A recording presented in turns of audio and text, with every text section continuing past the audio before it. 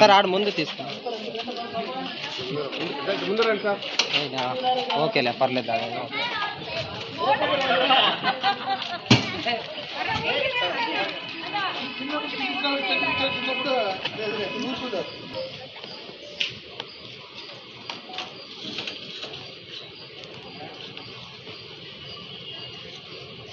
Okay sir.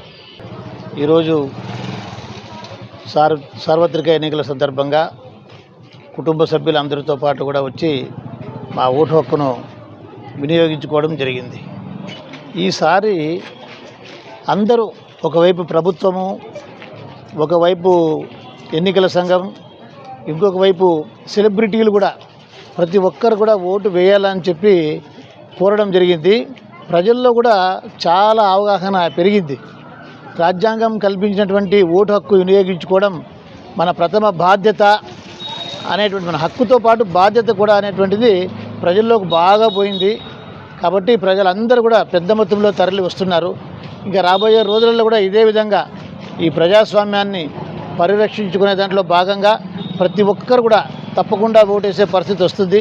ఇప్పటికే నాకు తెలిసి దాదాపు 90% ఓటు హక్కు వినియోగించుకునే అవకాశం కనపడతా ఉంది కళ్ళకి చూస్తూ ఉంటే. రాబోయే రోజులలో 100% ప్రతి ఒక్కరూ ఓటు హక్కు వినియోగించుకునే సమయం కూడా రావచ్చని అనిపిస్తూ ఉంది.